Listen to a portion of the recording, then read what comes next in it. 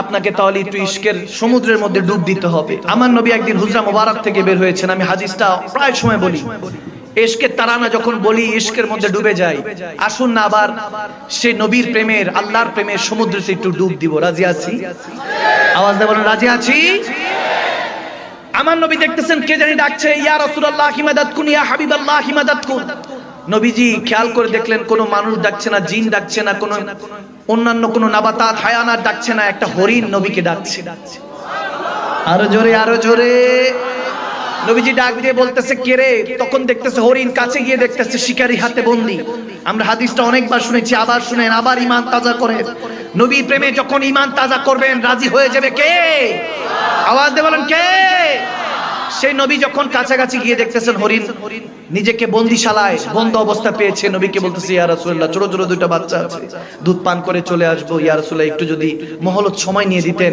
নবীজি দেখলেন এক শিকারীর হাতে বন্দী পড়েছে, শিকারীকে বলল এই শিকারী, হরিণের দুইটা বাচ্চা আছে, সে দুধ পান করে চলে আসবে, তাকে কি একটু সময় দিবা? শিকারী বলে কি বলেন? একবার যদি শিকার চলে যায় সেটা কি আর খাঁচায় ফেরত আসে না। যখন বলতেছে যে এটা সম্ভব না, আই ক্যান্ট ডু দিস, এটা আমি করতে পারবো না, আমি এটা দিয়ে পেট চালাই, আর আগে আমাকে বলেন হরিণ আপনার কাছে কথা বলছে। শিকারী অবাক হয়ে বলতেছে এই কথা বললো কখন?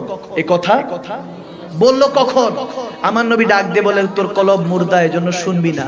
কলব জিন্দা হলে মাখলুকাতের কথাও শোনা যায়, খালেকের কথাও শোনা যায়, ঠিক কি না? তখন আমার নবী বলতেছে এত শোনাশোনির দরকার নেই। এখন শিকারী বলতেছে কি বলেন? এই হরিণটা বিক্রি করবো, আমারও তো বাল বাচ্চা আছে, তাদের খাবার দাবারের ব্যবস্থা করতে হবে, এ যদি ছেড়ে দেই আর ফিরবে না, আমি কিভাবে চলবো? নবীজি চিন্তা করলেন না না, রাহমাতুল লিল আলামিন, আমি তো দোনোজনের জন্য রহমত, ওই কাফের ওই শিকারীর জন্য রহমত, হরিণের জন্য রহমত। আওয়াজ দেন, আওয়াজ দেন, আওয়াজ দেন না। কারণ আমার নবী হলেন রাহমাতুল লিল। আমার নবী বলতেছে ঠিক আছে যা। ওই হরিণকে বলতেছে ঠিক আছে টেনশন করিস না। শিকারীকে বলতেছে আমাকে জিম্মেদার, আমাকে আটকে রাখ, আমাকে বন্ধক রাখে, হরিণকে যেতে দে। তখন ওই শিকারী চিন্তা করলো এত বড় অপরচুনিটি তো না করা যাবে না, হরিণ বিক্রি করলে আর কত পাবো, কিন্তু নবী মুস্তাফাকে সুম্মা মাআযাল্লাহ যদি বাজারে উঠাই অনেক কোটিপতি সাহাবা আছে কিনে নিয়ে যাবে। চিন্তা করছে যে নবীজিকে, কারণ তখন মানুষ বেচা কেনার প্রথা ছিল, চিন্তা করলো নবীজিকে যদি বাজারে উঠায় সাহাবারা কিনে নিয়ে যাবে, নাউজুবিল্লাহ, কড়া দাম পাবে, টাকা পয়সা পাবে। যখন তার মধ্যে কুখেয়াল চলতেছে, আমার রব্বুল আলামিন হয়তোবা ডাক দিয়ে বলতেছে টেনশন নিস না, তুই যেখানে চিন্তা তোর বান্দা শেষ, ওখান থেকে আমি রব্বুল আলামিনের চিন্তা শুরু হয়। তখন আমার নবী বলতেছে ঠিক আছে আমাকে বন্দী করে রাখ। বন্দী করা হলো।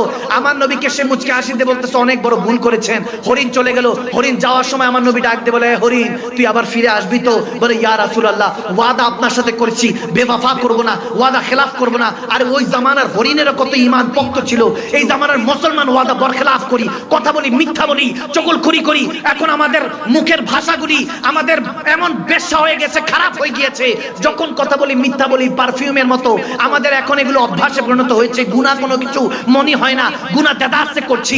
ভাইরা আমার, বাবার আমার, আজকে দিলের কান, মনের কানগুলি খুলেন, আজকে আল্লাহর রাসূলের সাথে ল লাগান। সেই নবী মুস্তাফার সাথে হরিণটা ওয়াদা করে চলে গেল, ফিরে আসবো বলে চলে গেল, অনেকক্ষণ পার হয়ে গেল। তখন আমার ওই শিকারী বলতেছে কি ব্যাপার, ওই হরিণ তো আর আসতেছে না। বললাম না আপনি আটকে পড়েছেন, এখন আপনাকে মক্কার বাজারে উঠাবো। আমার নবী মুস্কে হাসি দিয়ে পথে যখন তাকালেন, দেখতেছে হরিণটা দৌড়ায় দৌড়ায় আসতেছে, হরিণটা দৌড়ায় দৌড়ায় আসতেছে। কোন হাদিসে এসেছে বাচ্চাদেরকে নিয়ে এসেছে, কোন হাদিসে এসেছে একা একা এসেছে। যখন দৌড়াতে দৌড়াতে এসেছে আমার নবীর কাছে এসে দুইটা পা এভাবে সামনের দিকে ফেলে দিল, বলতেছে লাব্বাইক ইয়া রাসূলুল্লাহ, সাদাইক ইয়া হাবিবাল্লাহ। ওগো নবী ওয়াদা করেছি, খেলাফ করি নাই, চলে এসেছি, দুধ পান করে চলে এসেছি। আমার নবী বা শিকারীর দিকে তাকিয়ে বলে এ শিকারী, হরিণটা তো বাজারে বিক্রি করবি, আমি নবী মুস্তাফা কিনতে চাই, আমার কাছে বিক্রি কর। শিকারী বলতেছে লেনা দেনা পরে, বেচা কিনা পরে, আগে বলেন হরিণ যে আপনার সাথে কথা বলছে এটা আমি কিভাবে শুনতে পাচ্ছি? আমার নবী ডাক দিয়ে বলে এতক্ষণ তোর কলব মুর্দা ছিল, কিন্তু আমি নবীর সাথে থাকার কারণে তোর কলব জিন্দা হয়ে গিয়েছে। এখন তুই মাখলুকাতের কথাও শুনবি, এখন তুই খালিকের কথাও শুনবি। যখন এরকম বলতেছে ওই সাহাবী, ওই কাফের, ওই শিকারী ডাক দিয়ে বলতেছে হরিণ কি জিনিস, আপনাকে হাদিয়া করে দিলাম ইয়া রাসূলুল্লাহ, ইয়া হাবিবাল্লাহ, আমার মা বাবা আপনার কদমে কুরবান, সমস্ত কিছু কুরবান। আমার নবী এই হরিণটা পেয়ে বলতেছে, হরিণ যা, আমাকে তোকে হাদিয়া করেছে, তোকে আমি আজাদ করলাম, ফিরে যা, বাচ্চাদের কাছে চলে যা, কোন জায়গায় এসেছে বাচ্চাদেরকে নিয়ে চলে যা। বলতে দেরি নাই, হরিণটা দুইটা পা সামনে উপরের দিকে উঠিয়ে মাটির মধ্যে বাড়ি দিতে লাগলো।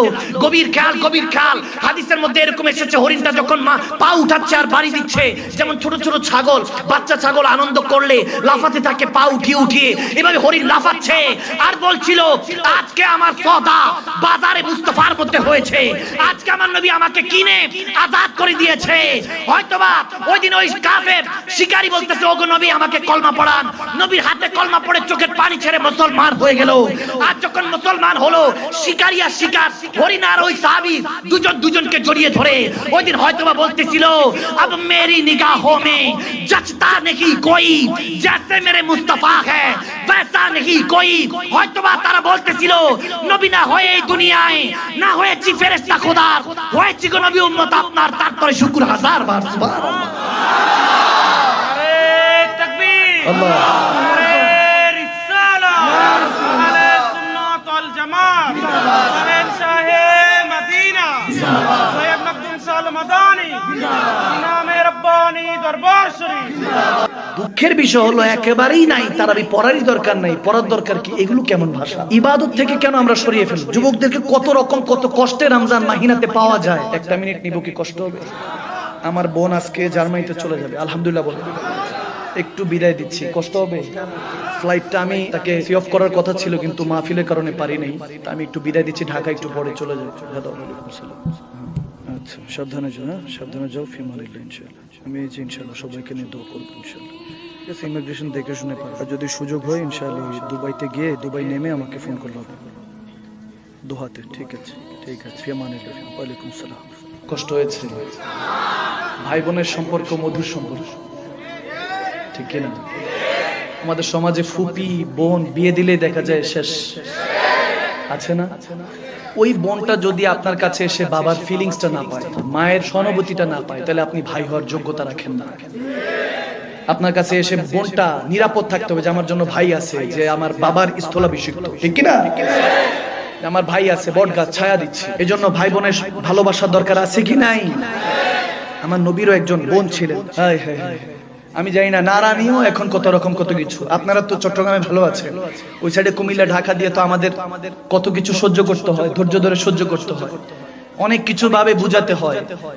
এখনকার তারাবির নামাজ 8 রাকাত, ভিতরের নামাজ 1 রাকাত, কমাতে সবে বরাত নাই, কয়দিন পরে লাইলাতুল কদরও কব নাই, কব ঈদের নামাজের দরকার নাই, এখন তারাবির নামাজও দরকার নাই। তারাবির নামাজের মধ্যে দোয়া কুনুত মানে দোয়া যত কিছু আছে সব উঠাই দিতেছে। আর কয়দিন পরে বলবো 5 ওয়াক্ত নামাজেরও দরকার নাই, কিছু নাই। আমি বলি কাটিং করে তো শয়তান। তুমি কে? বন্দি তো সে আছে, তুমি কে? আমার মাঝে মাঝে চিন্তা হয় যে বন্দি করা জাহান্নামের সামনে এরা কে যে ইবাদত কাটিং করে? আওয়াজ দেয় না। তখন আমি বললাম, মোবাইলে তো যদি 3 ঘন্টা চার্জ দেই 10 ঘন্টা চলে, 11 মাস চার্জ দিয়ে গেছে, 1 মাস চলে। টেনশন করিস না, আমি ওখানে আছি, তুই দুনিয়ার সমস্ত দায়িত্বগুলি পালন করিস। ভাই বাবারা থানওয়েতে বললাম, কিন্তু আপনি রাগ করেন না, ইবাদত কাটিং করছেন, এটা কোনো কথা? যুবকদেরকে কত কষ্টে আমরা বুঝাই টুজাই মসজিদমুখী করছি।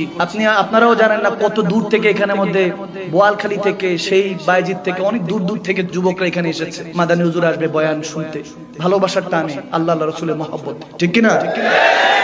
যুবকদেরকে কত কষ্টে, এমনি আগে সিনেমা হল ছিল, এখন আর সিনেমা হলে যাওয়া লাগে না, তো কম্বলের নিচে যুবক। আওয়াজ দেয় না কেন? যুবকরা চায় গুনাহ থেকে ফিরে আসতে, কিন্তু কোনো পায়চারি নাই, কোনো পায়কারা নেই। আমি এই জন্য দুঃখ নিয়ে বলি যে যদি এই যুবকদেরকে আমরা ইবাদতমুখী না করি তাহলে কেমনে হবে? আর আমরা দেখা যায় যে এই যুবকদেরকে বিপদে ঠেলে দেই, হিংসা শিখাই, ফাসাদ শিখাই, এবং কি ইবাদতে কাটিং শিখাই। নাউজুবিল্লাহ পড়বেন না? এদের সাথে কি মুসলমানের কোনো সম্পর্ক আছে?